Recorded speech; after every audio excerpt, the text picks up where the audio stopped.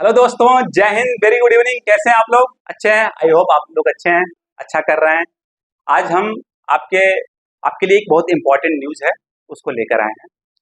बहुत ज़्यादा इंपॉर्टेंट है क्योंकि आर्म्ड फोर्सेस से रिलेटेड है, मेजर डिफेंस प्रोजेक्ट से रिलेटेड है। अभी तक कुछ समय से लटका हुआ था। क्यों? क्योंकि हमारे यहाँ इलेक्शन चल रहा था। जब इलेक्शन चलता है तो इलेक्शन कमीशन ऑफ इंडिया क्या कर देता है? मॉडल कोड ऑफ कंडक्ट ला देता है। तो मॉडल कोड ऑफ कंडक्ट जब रहता है, उस समय जो है गवर्नमेंट है मेजर प्रोजेक्ट नहीं साइन कर सकती है, मेजर एग्रीमेंट साइन नहीं कर सकती। हो सकता है कि अगर ऐसा करे तो न्यूज में आएंगे।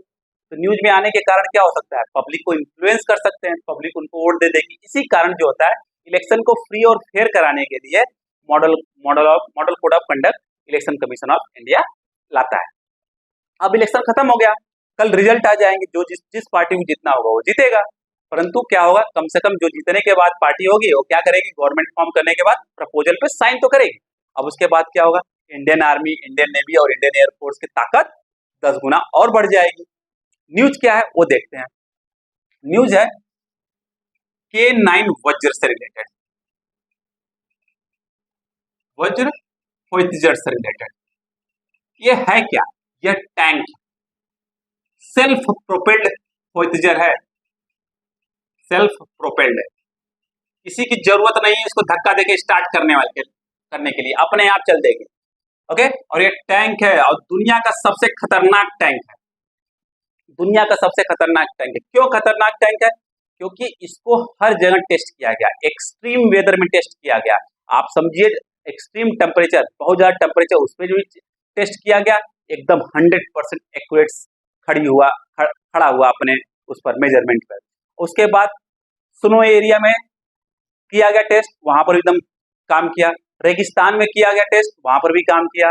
और माउंटेनियस एरिया में, फॉरेस्ट एरिया में, हर जगह टेस्ट किया गया। यह एकदम एक्यूरेट साबित हुआ, तो हर जगह एकदम कारगर साबित हुआ। इसी कारण जो इंडियन आर्मी है वह 100 होइत्जर, 100 के वज्र होइत्जर जो है उसको साउथ कोरियन कंपनी जो है सैमसंग टेक्विन से खरीदी थी 2018 में। पर डायरेक्टली खरीदते नहीं है, तो क्या हुआ? इंडिया की कंपनी है लार्जर एंड टर्बो, उन्होंने 2018 में सैमसंग टेक्विन से एग्रीमेंट साइन किया 100 K9 वज्र को खरीदने के लिए। जिसमें क्या था, जिस एग्रीमेंट के तहत कि 10 होइत्जर जो है वहां से साउथ कोरिया से यहाँ पर इंपोर्ट किया जाएगा और 90 होइत्जर यहीं पर इंडिया में मेड इन इंडिया के तहत बनाया जाएगा, जिससे कि यहाँ के लोगों को रोजगार मिल सके और मेड इन इंडिया को क्या किया हो सके, उसको और बढ़ावा मिल सके। समझ में आ गया? ये सब पिक्चर था। और जो कंपनी है, साउथ कोरियन कंपनी, उसने बनाया इसको, ध्यान दीजिएगा, साउथ कोरियन कंपनी है, पूछा जा सकता है एग्जाम में। साउथ कोरियन कंपनी है, क्या नाम है? सैमसंग टेक्विन।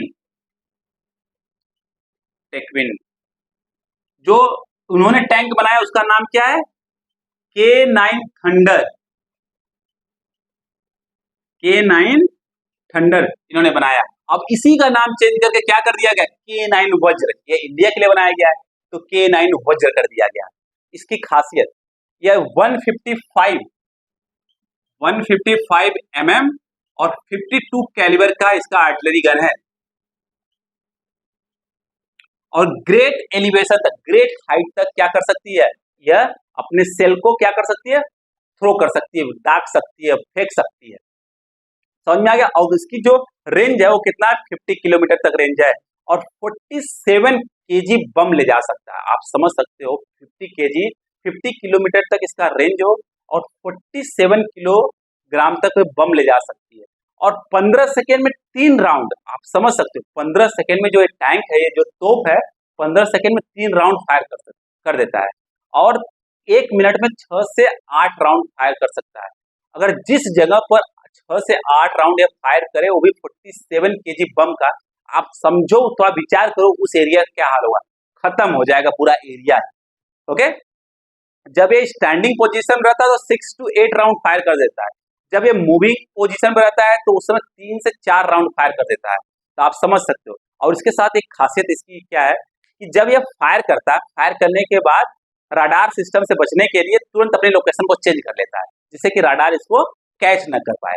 इसी सब के कारण जब इंडिया और चाइना के बीच में 2020 में गालवान में जब भिड़ंत हुआ था, तो इसको वहां पर ले जाया गया था, कहां पर, लद्दाख रीजन में, और इसके मुंह को चाइना की तरफ घुमा दिया गया था। चाइना की हालत खराब हो गई थी।